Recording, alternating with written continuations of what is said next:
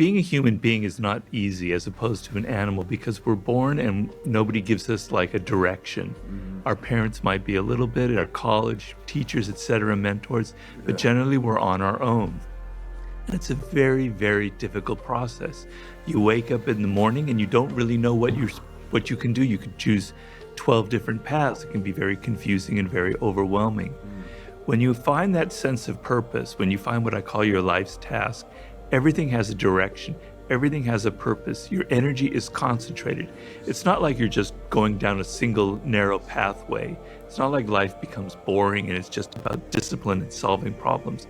It's actually the most exciting thing that can ever happen to you, because you never have that lost feeling. You wake up in the morning and you go, yeah, this is what I need to accomplish. People come at you with all kinds of distractions and boring and irritating things. You're able to cut it out. It's just the most marvelous piece of internal radar that you can have. So I genuinely wish that everybody can find that kind of internal radar. And so it's not easy, and I understand that. There's no like instant formula, because we're all about instant formulas. It's difficult, and I want you to know that. So it's not like Robbert can give me the answer in 3 minutes. No, I can't. But there's a process involved. It's not, a mystery. You can follow a very singular process. And the idea is, you were talking about childhood. The way I like to frame it is, when you were born, you are a phenomenon. You are unique.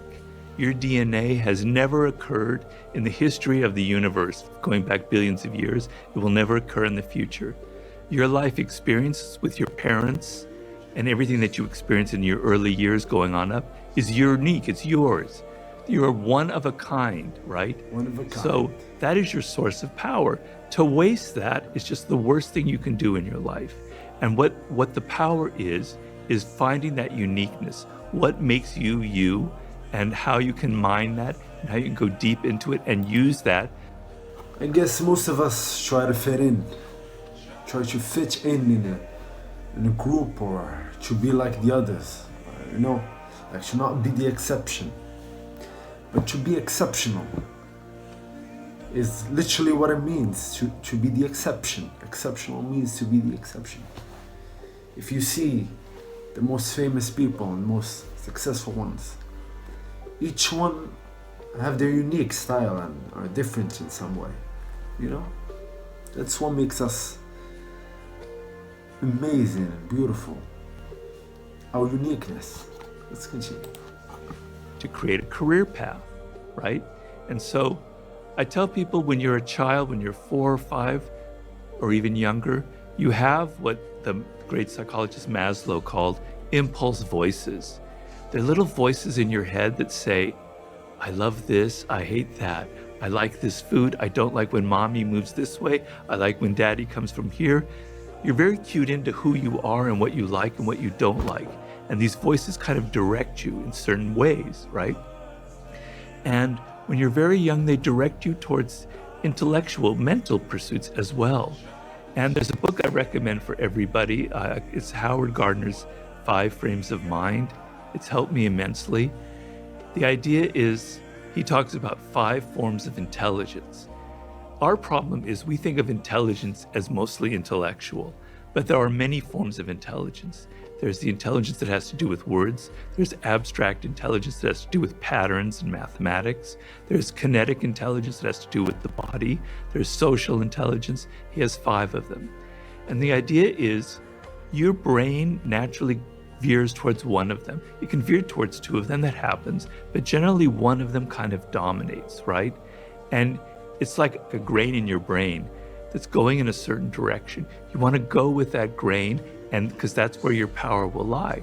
So when you're young, if you go back and think about when you were 4 or 5, you can maybe get a picture of some kind of direction or voice inside of you that was impelling you towards this. I know for me, it was words. I can remember when I was 6 years old, I was just obsessed with words, just the letters in words, almost like in this almost slightly schizophrenic way. I would spell words backwards, I would take them apart, I would do anagrams, I love palindromes, right? So I had a thing about words and language. It's very primal. Some people, Albert Einstein, when he was 4 years old, his father gave him a birthday gift of a compass. And he was just mesmerized by this compass. The idea that there are invisible forces out there in the cosmos moving this needle. And he's obsessed with the idea of invisible forces. Steve Jobs, when he was like 7 or 8 or maybe younger in Burlingame, California, his father, they passed by a store with technological devices in the window. And he was just hypnotized by the design of those devices and the glass tubes and everything. So he wanted to go in that direction. You know, Tiger Woods saw his father hitting golf balls in the garage, and he was just like screaming with joy. He had to do that, right? You know, I could give you a million different examples of this. Of course, these are people who are famous, obviously. We can go back and find that. It's easier. But what happens to you, and please cut me off if I'm going on too long here. No, please continue, Okay. please. What happens to you is you're 7, now you're getting older, and you're starting to not hear that voice anymore. You're hearing the voice of your teachers telling you, you're not good at this field. You need to get better at math. You know, you shouldn't be interested in these sports or anything. You should be going this way. Your parents are starting to tell you this is the career they want for you, or the direction they want you to go in, right? You start hearing that more than your own voice. And as you get older, it gets worse and worse and worse. Then when you're a teenager, it's all about what other people are doing, your peers, what's cool, what's not cool, you know? And that kind of is more, so all of this noise enters your brain and you can't hear that anymore. You don't know who you are. People fill you up with how you should be and who you should be. And you forget who you truly are, man. And so you go to college, you kind of maybe choose a major that seems practical, that your parents want you to go into. Maybe you kind of wander around, you're not sure. And then you enter the work world without that inner radar that I'm talking about. And brother, you're lost, right? Where should I go? Well, I need to make money, right? And so you make a choice based on the need to make a lot of money. Not everyone, but some people do that. And I understand that need. We all need to make a living, but that can set you off on a very bad path because you're not connected emotionally. The thing is, when you figure out that primal inclination, that grain that's inside of you, then you have the energy to be disciplined, to go through boring tasks, to learn. You learn at a faster rate because you're emotionally engaged. When you're emotionally engaged in a subject, the brain learns 2, 3 times, 4 times as fast as when you're not. I always give the example.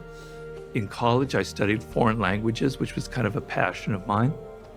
For 3 or 4 years, I studied French, and then I went to Paris, and I couldn't speak a word. It was useless because it didn't teach me anything practical, right? I was totally confused.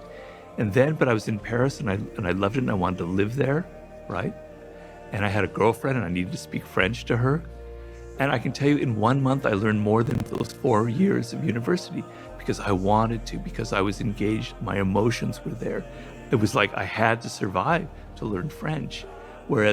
So most of us, we don't have a need really to learn this subject. We're paying half attention. But when you find that thing that really connects to you, you're paying deep attention. Your emotions are engaged. You're learning at a much faster rate. Okay? And so the thing is, how do you find that when you're older? When you're 21, I give people a lot of help, and it's usually not so difficult. We can go through that process. It gets harder when you're 30 and you've been wandering around, but it's not impossible. I didn't really find my exact path until I was 38, 39, to be honest. So there's hope. When you get 40 and you get 50, it gets more and more difficult, right? And it's very sad if you wasted that seed of uniqueness that I'm talking about. And I tell people there are ways of going back, and we go through a process like archaeology. We have to dig and dig and dig and find those bones from your childhood that indicated what you were meant to do. But when you find your life's task, everything opens up.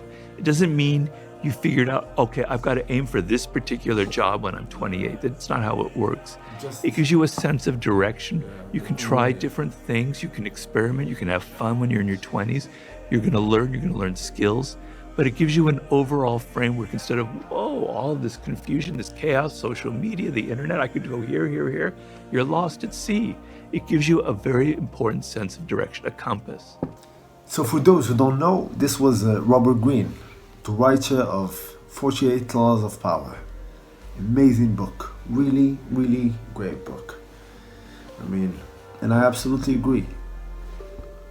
It's like in school, if there is a subject, that there is a teacher in that subject that you like, and even though if you didn't like it or wasn't really good in that subject. For example, I didn't used to be very good at math, but then there was a year I had a very, very cool math teacher, who was very fun, talkative, nice teacher.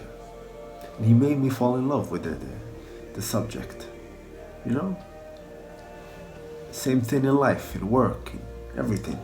If you have passion about something, you give your all in it, and you achieve more results.